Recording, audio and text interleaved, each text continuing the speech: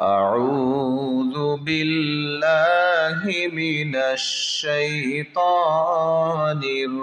الرجيم بسم الله الرحمن الرحيم قل يا عبادي الذين أسرفوا على أنفسهم لا تقنطوا من رحمة الله إن الله يغفر الذنوب جميعا إنه هو الغفور الرحيم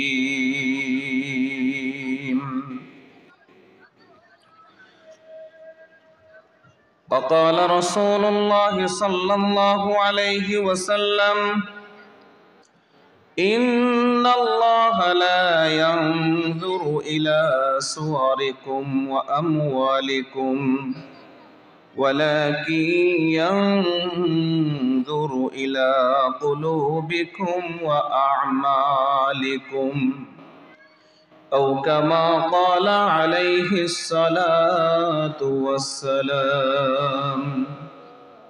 وقال تعالى في شأن حبيبه محمد صلى الله عليه وسلم إن الله وملائكته يصلون على النبي يا أيها الذين آمنوا صلوا عليه وسلموا تسليما اللهم صل على سيدنا ونبينا وشفيعنا وحبيبنا ومولانا محمد صلى الله عليه وعلى آله وأصحابه وبارك وسلم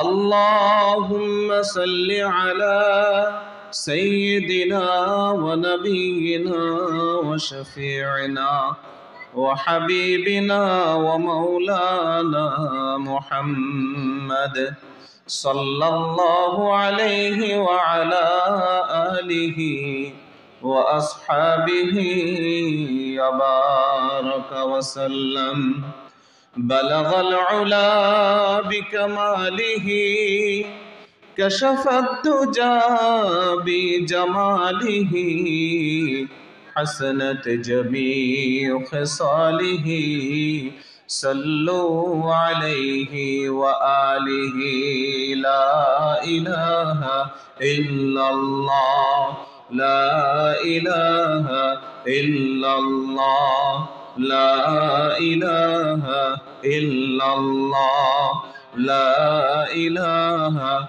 إلا الله حسبي ربي جل الله ما في قلبي غير الله نور محمد صلى الله لا إله إلا الله جور لا إله إلا الله لا إله إلا الله لا إله إلا الله لا إله إلا الله لا إله إلا الله محمد رسول الله صلى الله عليه وسلم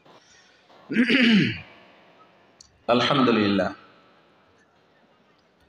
الدينية تحفيظ القرآن মাদ্রাসা ও এতিমখানা এবং এলাকাবাসীর উদ্যোগে হাফেজ ছাত্রদের পাগড়ি প্রদান উপলক্ষে দ্বিতীয় বার্ষিক ওয়াজ মাহফিলের সম্মানিত সভাপতি হযরত উলামা একরাম মুরব্বিয়ান আযম দিন পিপাসু আমার মুসলমান ভাইয়েরা, মহিলা এরিয়ায় পর্দানশীলা সম্মানিতা মা ও বোনেরা,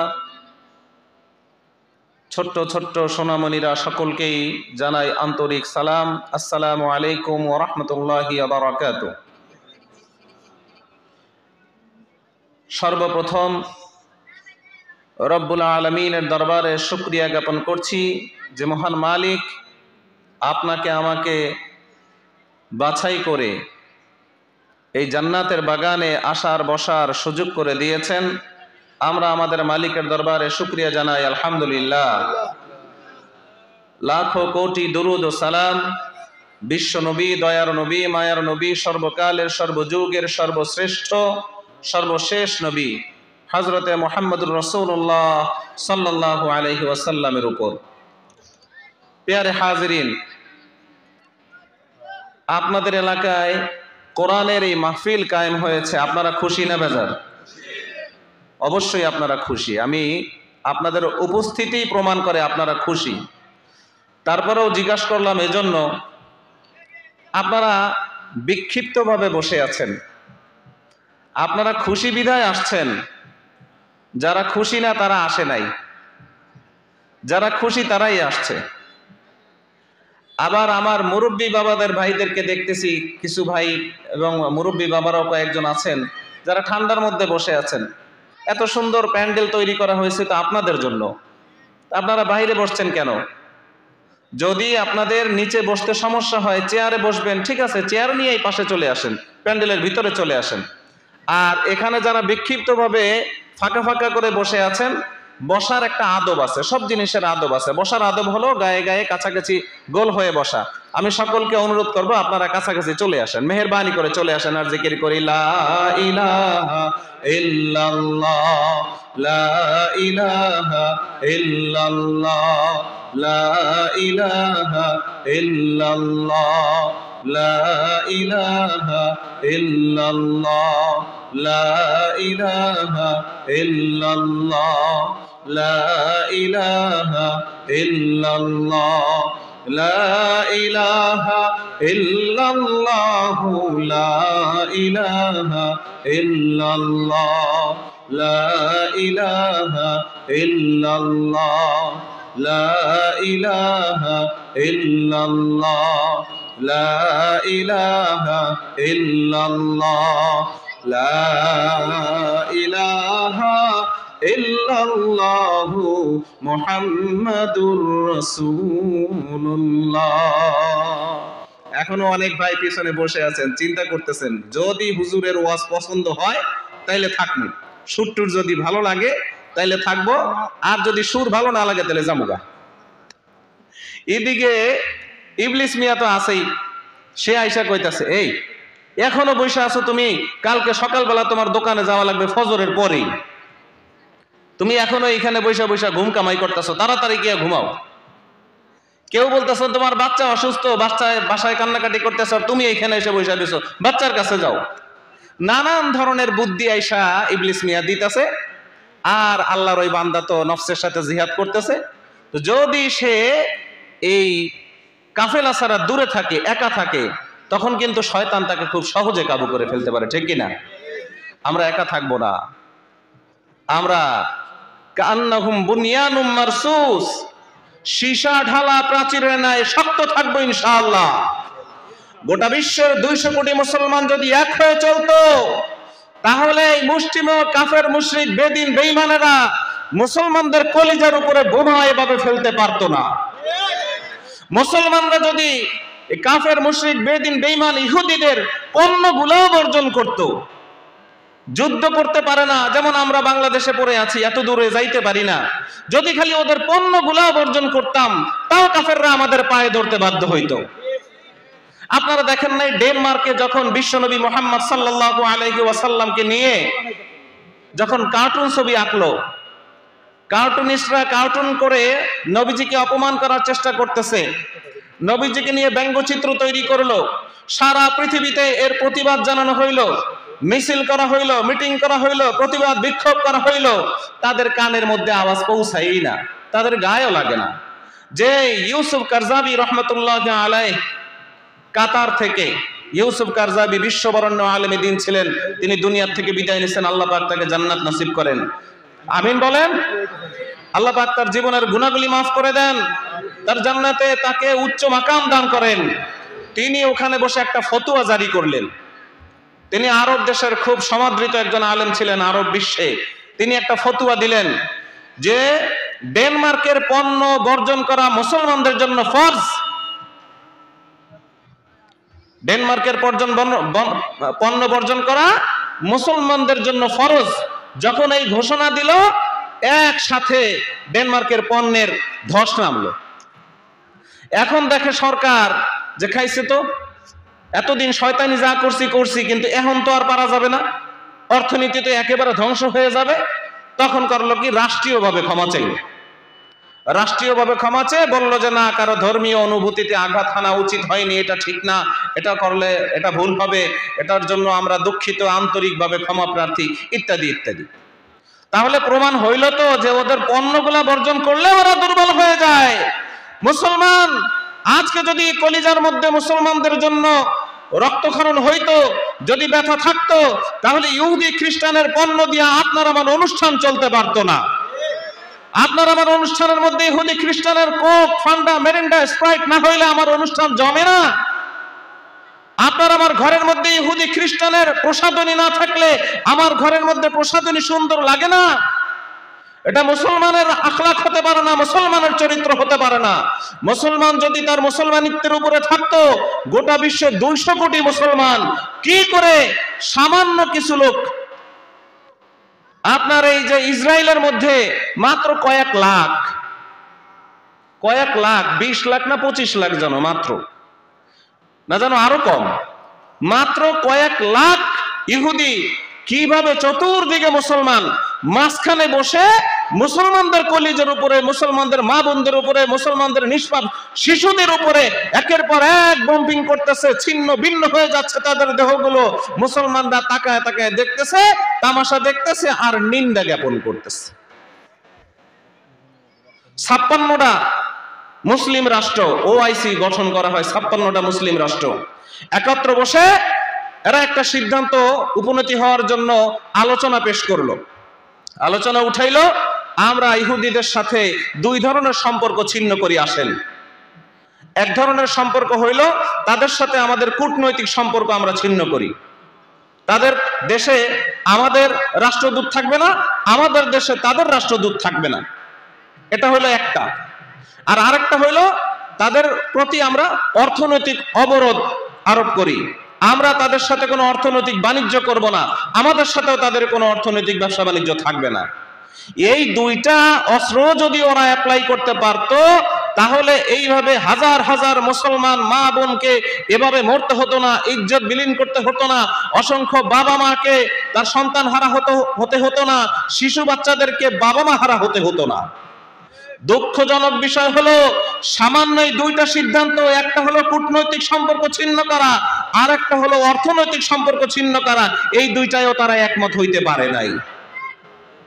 তাহলে বোঝা গেল মুসলমান ঠিকই আছে সংখ্যায়, বাস্তবে নাই। ঠিক কিনা? মুসলমান আছে সংখ্যায়, বাস্তবে নাই। কিন্তু আল্লাহ রাব্বুল আলামিন অতি দয়ালু। আল্লাহ রাব্বুল আলামিন যদি সাথে সাথে বিচার করেন, তাহলে পৃথিবীতে মানুষ থাকতেই পারতো না। যে সকল কারণে আদ জাতি, সামুদ জাতির উপরে গজব নাজিল হয়েছে, ওই সকল কর্মকাণ্ড এখন অহরহ চলতেছে। কিন্তু তারপরেও আল্লাহ পাক গজব নাজিল করতেছেন না। বিশ্বনবী মুহাম্মদুর রাসূলুল্লাহ সাল্লাল্লাহু আলাইহি ওয়াসাল্লাম আমাদের জন্য দোয়া করে গেছেন। সেই জন্য এমন কোন পাপ নাই যেই পাপটা এখনকার মুসলমানরা না করে। অন্য জাতি তো বাদই দিলাম, এমন কোন পাপ নাই, আমি ব্যাখ্যায় গেলাম না। শুধুমাত্র এই একটা অন্যায়, একটা উদাসীনতার জন্যই সারা বিশ্বের মুসলমানদের ধ্বংস হয়ে যাওয়া যথেষ্ট ছিল, যে মাজলুম মুসলমানদের উপরে ইহুদি খ্রিস্টানেরা নির্দয়ভাবে জুলুম করে, আগ্রাসী ভাবে, সন্ত্রাসী কায়দায় একের পর এক হামলা করতেছে। তারা ক্ষুধার কষ্ট, তারা থাকার কষ্ট, চিকিৎসার কষ্ট, খাবারের কষ্ট, কষ্টের সীমা নাই। এগুলো দেখার পরেও মুসলমান নীরব ভূমিকা পালন করতেছে। আমার আল্লাহ রাব্বুল আলামিন মজলুমদের কান্নার সইতে পারেন নাই। আমেরিকার লস অ্যাঞ্জেলেসে এমন একটা আগুন ধরাইয়া দিলেও ইহুদিদের কাছে খ্রিস্টানেরা যেই পরিমাণ অস্ত্র বিক্রি করছে আর যত প্রমাণ টাকা পয়সা তারা জমা করছে, যত টাকার ব্যবসা তারা করছে, এর থেকে শতগুণ সম্পদ আল্লাহ পাক পুরাইয়া ছারখার করে দিয়েছে। ঠিক কিনা?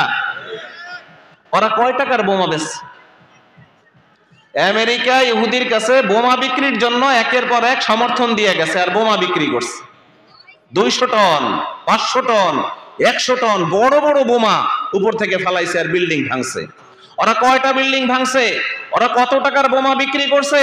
এর থেকে কয়েকশো গুণ, হাজার গুণ সম্পদ আল্লাহ পাক ওদের পোড়ায়া ছারখার করে দিয়েছেন। যখন দেখছে অবস্থা বেগতিক, এটা আসমানি গজব, এই তারপরে নমনীয় হইয়া এখন আসো আমরা যুদ্ধ বন্ধ করি। কিন্তু এখানেই শেষ না। মুসলমান, এই আগুন মুসলমানের কলিজায়ও লাগতে পারে। মুসলমান, এই আগুন মুসলমানের কলিজায়ও লাগতে পারে। সাবধান! পাপের অঙ্গরাজ্যে আমরাও হাবুডুবু খাই, পাপের মধ্যে হাবুডুবু খাই, তথাপিও রব্বুল আলামিন আমাদেরকে তার নাজ নিয়ামত দিয়ে লালন পালন করতেছেন তিল তিল করে। এখনো যদি আমরা না শুধরাই, এখনো যদি আমরা সঠিক পথে না আসি, ধ্বংস হইতে আল্লাহ পাক আমাদেরকে ধ্বংস করতে সময় লাগবে নাকি? 5টা জিনিস আছে যেগুলো আমাদের খাদেম, আমাদের সেবক, আল্লাহ পাকের সৃষ্টি। এদের স্বাভাবিক অবস্থার থেকে একটু অস্বাভাবিক হয়ে গেলে এরা হয়ে যায় আমাদের জন্য গজব। 1 নম্বরে পানি। পানি আমাদের জন্য সেবক। এই পানি যদি একটু বেড়ে যায়, ফুলে উঠে, বন্যা হয়, তখন আমাদের অবস্থাটা কি হয়? পানির মধ্যে চুপ দিয়ে খাইতে হয়, ঘর বাড়ি সব ডুবে যায়, বেশি হইলে তো কোনো কথাই নাই। পানি আমাদের সেবক। পানি খেয়ে আমরা তৃপ্তি মিটাই, পানি ছাড়া থাকতে পারি না। এই পানি যদি তার স্বাভাবিক অবস্থার থেকে একটু অস্বাভাবিক হয়ে যায়, তাহলে আমাদের অবস্থা শোচনীয় হয়ে যায়। তারপরে হলো বাতাস। বাতাস আমাদের সেবক। অক্সিজেন, 5 মিনিট যদি না থাকে বাতাস, 5 মিনিট যদি অক্সিজেন না থাকে, আমরা সব মারা যাব। হাসপাতালে গেলে অক্সিজেন কিনা দেওয়া লাগে, এক বোতলের দাম কত দেখছেন? যদি এমনি ভাবে আল্লাহ পাক আমাদেরকে কইতো যে এই অক্সিজেনটা কিনা তোরা একটু ব্যবহার কর, পারতাম? সবচেয়ে বেশি দরকার যেটা, আল্লাহ ওইটা সবচেয়ে বেশি সহজ করে দিয়েছেন। সবচেয়ে বেশি দরকার বাতাস, অক্সিজেন, আল্লাহ পাক সহজ করে দিয়েছেন। 3 নাম্বার হচ্ছে আগুন, আমাদের সেবক। আগুনের মাধ্যমে রান্না করি, আগুনের মাধ্যমে রড পোড়াইয়া বাঁকা করি, ইত্যাদি ইত্যাদি। এই আগুনটাই যদি তার অবস্থার থেকে একটু হয়ে যায়, বাতাস যদি ঘূর্ণিঝড় দেয়, তাহলে এই বিল্ডিং টিল্ডিং সব উড়ায় নিয়ে যাইতে পারে। আগুনটা যদি তার স্বাভাবিক অবস্থার থেকে একটু অস্বাভাবিক হয়ে যায়, লস অ্যাঞ্জেলেসে পুরায় কি করে দিছে। 4 নাম্বার হইল মাটি। মাটির উপরে আমরা চলাফেরা করি, মাটির উপরে ঘরবাড়ি বানাই, মাটির মধ্যেই গাছ লাগাই, মাটির মধ্যে চাষাবাদ করি। মাটি আমাদের সেবক। মাটির স্বাভাবিক অবস্থা যদি না থেকে অস্বাভাবিক অবস্থা হয়ে যায়, একটু যদি ঝাঁকা দেয়, তাহলে সব কিছু ভেঙে চলে চুরমার। 5 নাম্বার হইল বৃষ্টি। বৃষ্টি না হইলে ধুধু মরুভূমি সব জায়গায় খা খা করতে থাকে। বিশেষ করে গরমের সময় যদি বৃষ্টি না আসে, তাহলে পশু পাখি মারা যায়, ফসলাদি নষ্ট হয়ে যায়, কত ক্ষতি হয়। এই বৃষ্টি যদি একাধারে পড়তে থাকে, 1 মাস যদি একাধারে বৃষ্টি হয়, না থামে, তাইলে অবস্থাটা কি হবে? আল্লাহ রাব্বুল আলামিন আমাদেরকে মারার জন্য অত বড় ইসের কাছেও যাওয়া লাগে না। সামান্য একটা মশা দিয়া নমরুদ রে শেষ করছে না? করছে? আপনারা আমার কথা বোঝেন? তাহলে 2-একটা উত্তর দিবেন, দিলে আমি বুঝবো যে আপনারা বুঝতেছেন। আমি আপনাদের সম্মুখে যে আয়াতখানা তেলাওয়াত করেছি, আল্লাহ রাব্বুল আলামিন এই আয়াতের মধ্যে আমাদেরকে ডাক দিয়ে অভয় দিতেছেন। গুনাহ তো করছো, নফসের তাড়নায় পড়ে শয়তানের ধোকায় পড়ে অনেক গুনাহ করে ফেলছো, নিরাশ হইও না। আমি তোমাদেরকে বিবেক, বুদ্ধি, বিবেচনা দিছি, তোমরা এই বিবেকটাকে কাজে লাগাও নাই, নফসের তাড়নায় আবেগ তাড়িত হয়ে চলছো, নিরাশ হইও না। তুমি তো ছোট্ট একটা গোলাম, তোমার গুনার চাইতে আমার রহমত অনেক বড়, অনেক অনেক অনেক বেশি, আমার ক্ষমা অনেক অনেক অনেক বড়। আল্লাহ পাক আমাদেরকে ডেকে ডেকে অভয় দিচ্ছেন। শুধু তাই না, জামিয়া সমস্ত গুনাহ আল্লাহ মাফ করে দিবেন, ওয়াদা দিচ্ছেন। আমি আজকে আমাদের আলোচনার বিষয় হবে গুনাহ থেকে বেঁচে থাকবো কিভাবে, সহজ পদ্ধতিটা কি, একেবারে সহজ পদ্ধতি কি। আরেকটি হবে গুনাহ করে ফেলছি, এখন কি করব। গুনাহ হয়ে গেছে, এখন কি করবে, এখন আমার উপায় কি। শুনবো তো ইনশাআল্লাহ? একটু ধৈর্য ধরে শুনবো তো ইনশাআল্লাহ? তাহলে আবার একটু সামনে আসেন, মাঝখানে গ্যাপ রাখেন না, আসেন।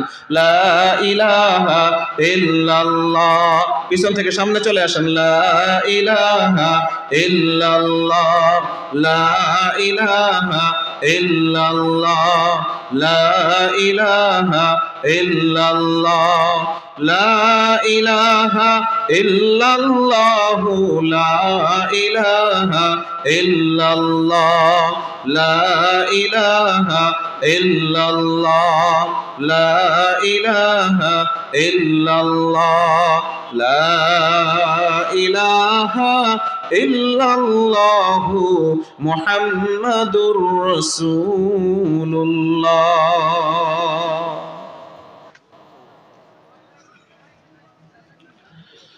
আল্লাহ রাব্বুল আলামিন পবিত্র কালামে পাকের মধ্যে ইরশাদ করেন, ইয়াসআলুনাকা আনির রূহ কুলির রূহু মিন আমরি রাব্বি। হে নবী, আপনাকে তারা প্রশ্ন করবে রূহ কি, আপনি বলে দেন রূহ হচ্ছে আমার আল্লাহর একটি নির্দেশ। রূহ যতক্ষণ মানুষের কলবের মধ্যে, জীবনের মধ্যে, এই হৃদয়ের মধ্যে থাকে, ততক্ষণ পর্যন্ত মানুষটা কথা বলতে পারে, মানুষ চলাফেরা করতে পারে, মানুষ রাগ করতে পারে, মানুষ কান্না করতে পারে, মানুষ বলতে পারে, শুনতে পারে। রূহটা যখন তার ভিতর থেকে চলে যায়, সে তখন একটা জড় পদার্থের মতো হয়ে যায়। তাকে আর নাম ধরে ডাকা হয় না, বলা হয় তাকে অমুকের লাশ। রূহ, রূহের বাংলা হচ্ছে জীবন, আত্মা, প্রাণ। এরপরে হলো কলব। কলবের বাংলা হলো অন্তর, দিল, ইচ্ছা শক্তি, বুঝ শক্তি, এটা হলো কলব। আরেকটি হচ্ছে নফস। নফসের অর্থ হলো সকল যে রিপুগুলো আছে আমাদের, কাম, ক্রোধ, হিংসা, গীবত, ঘৃণা, এই সকল বিষয়ের সমষ্টিগত সত্তাকে বলা হয় কলব। বুঝ শক্তি, বেদনা, হাসি, কান্না, নিরাশা, হতাশা, রাগ, গোসা, সব কিছু এই নফসের ভিতরে, নফস এটাকে কন্ট্রোল করতে পারে।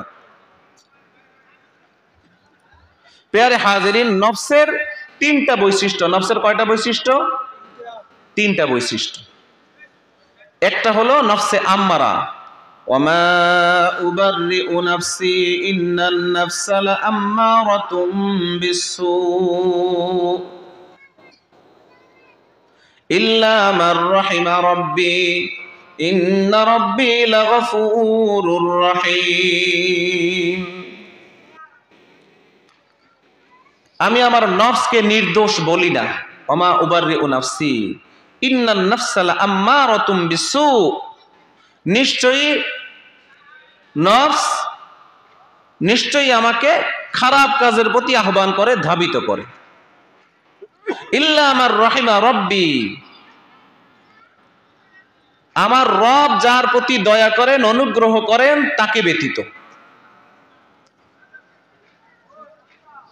ইন্না রাব্বি লাগফুরুর রহিম, নিশ্চয়ই আমার রব ক্ষমাশীল ও দয়ালু। নফসে আম্মারা যার শক্তিশালী, এই বৈশিষ্ট্যটা যার মধ্যে বেশি কাজ করে, সে খারাপ কাজের মধ্যে মজা পায়। গান বাজনার মধ্যে সে মজা পায়, মাস্তানির মধ্যে মজা পায়, মানুষকে ধোঁকা দিয়া মজা পায়, মানুষকে ঠকাইয়া মজা পায়, মিথ্যা কথা বলে মজা পায়, নোংরামি করে মজা পায়, বেহায়াপনা করে মজা পায়। এক কথায় খারাপ যে কাজগুলো আছে সেগুলোর মধ্যে সে মজা পায়, কারণ তাকে ওইদিকে ধাবিত করে।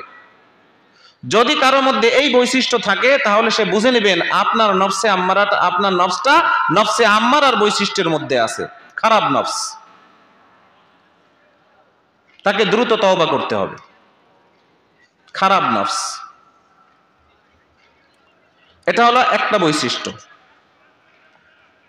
দ্বিতীয় বৈশিষ্ট্য হলো নফসে লাওয়ামা, দুদুল্যমান নফস।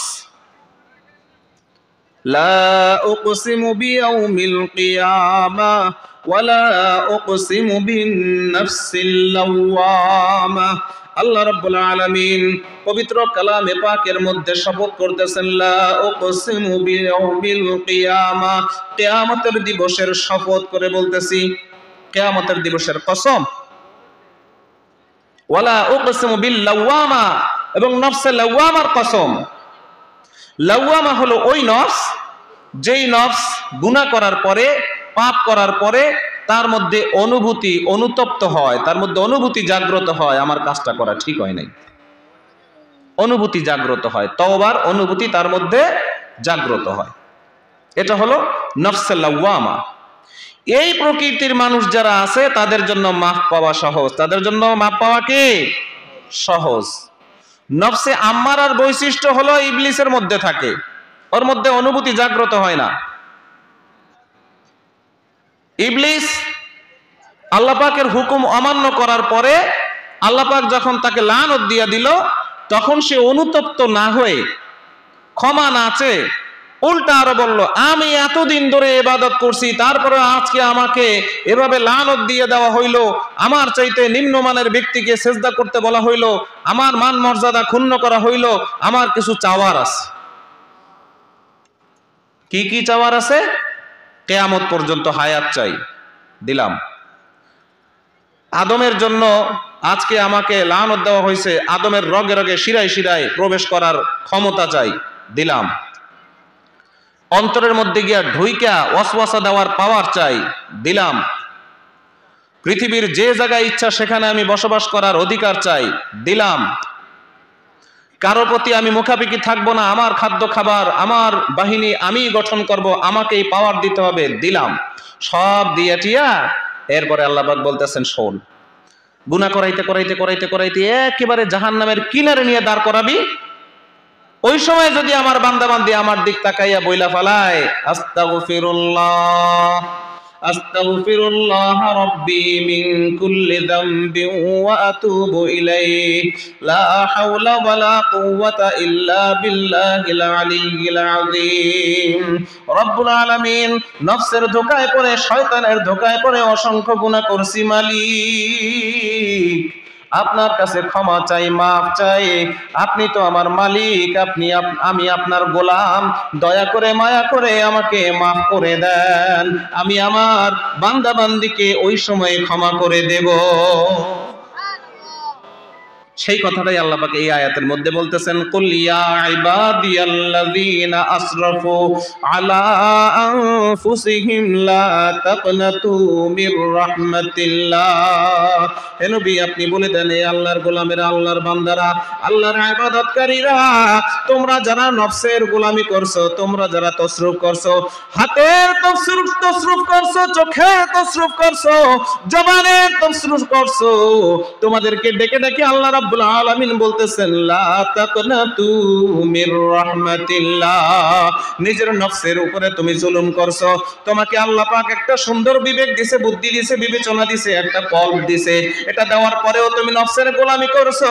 দুনিয়ার খায়সাত মিলাইতে গিয়া মানুষকে কষ্ট দিছো, দুনিয়ার খায়সাত মিটাইতে গিয়া মানুষের সাথে জুলুম করছো, দুনিয়ার খায়সাত মিলাইতে গিয়া নাপারমানি করছো, একের পর এক তুমি নাপাক কর্মকাণ্ডের মধ্যে শামিল হইছো। আসো আসো, ফিরে আসো, তুমি গুনাহের দিকে যাইও না। আল্লাহ রাব্বুল আলামিন ডেকে বলতেছেন, কুল ইয়া ইবাদিয়াল্লাযীনা আসরাফু, আরে বান্দা তোরে আমি একখানা হাত দিছি, এই হাত দিয়া তুই আমার নাজ নিয়ামত ধরবি, ধরে ধরে সুন্দর করে তুই আমার নাজ নিয়ামত মুখের মধ্যে নিবি। হাত দিয়া তুই কালামে পাক ধরবি, কালামে পাক ধরে বুকের মধ্যে লাগাবি, কালামে পাক ধরে তুই সুন্দর করে খুলবি, কালামে পাক খুলে তারপরে তুই তেলাওয়াত করবি।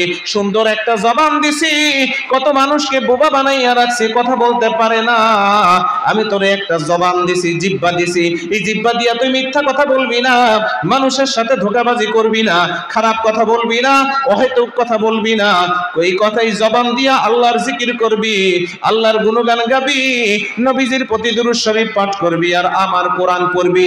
কিন্তু দেখা গেছে এই জবান দিয়ে আমরা একের পর এক মিথ্যা কথা বলতে থাকি, জবান দিয়া নাপাক জিনিস খাইতে থাকি, জবান দিয়া একের পর এক আল্লাহর নাফরমানি করতে থাকি। আল্লাহ পাক তাকাইয়া তাকাইয়া দেখে,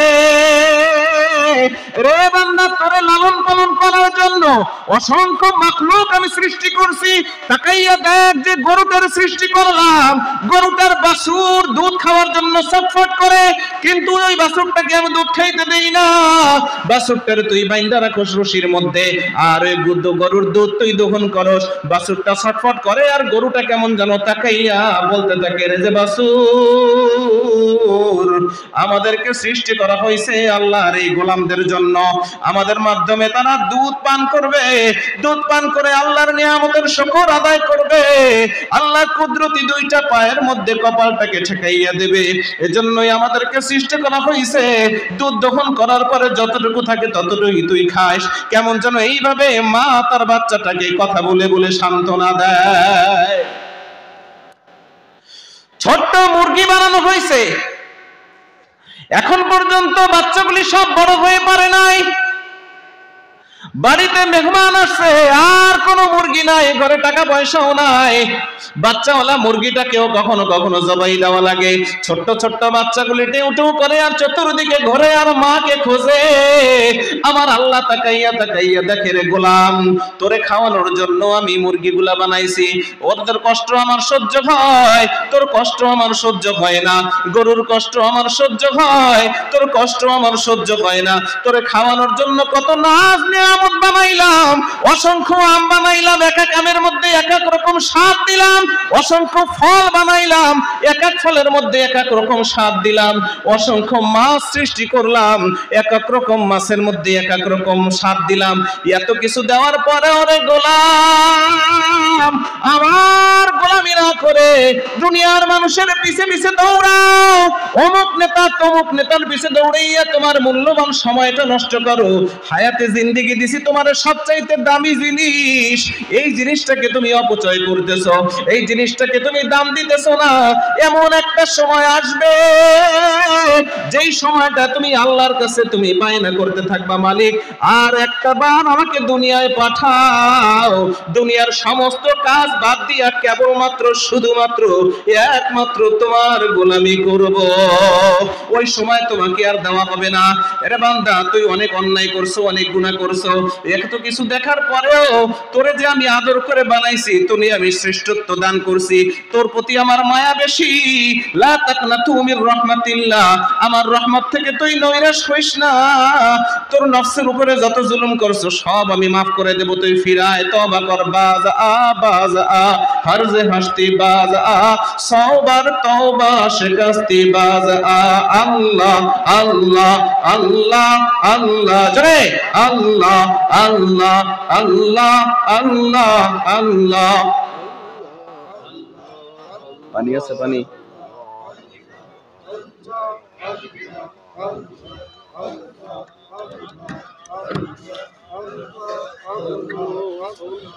আল্লাহ আল্লাহ আল্লাহ আল্লাহ আল্লাহ আল্লাহ আল্লাহ আল্লাহ আল্লাহ আল্লাহ আল্লাহ।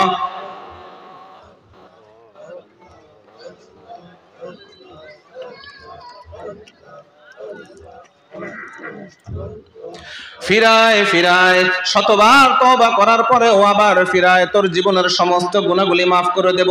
কুল ইয়া ইবাদিয়াল্লাযীনা আসরাফু আলা আনফুসিহিম লা তাকনাতু মির রাহমাতিল্লাহ ইন্নাল্লাহা ইয়াগফিরুয যুনুবা জামিআ। এই আয়াত পাঠ করে আল্লাহর রাসূল যখন ঘোষণা দিলেন, যত গুনাহই করো না কেন, যত বড় গুনাহই করো না কেন, আল্লাহ পাক ক্ষমা করে দিবেন। দাহিয়াতুল কলবি রাসূলের সাহাবী কাফের থাকা অবস্থায় বড় ধরনের গুনাহ করে ফেলছে, নিজের সন্তানকে জ্যান্ত মাটির মধ্যে কবর দিয়া দিছে।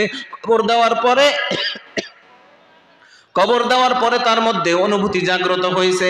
এরপরে আয়েশা নবীজির কাছে বলতেছে, ইয়া রাসূলুল্লাহ, ইয়া হাবিবাল্লাহ, আপনি বলছেন সমস্ত গুনাহ আল্লাহ পাক ক্ষমা করে দিবেন, আমি তো এত বড় গুনাহ করছি, আমার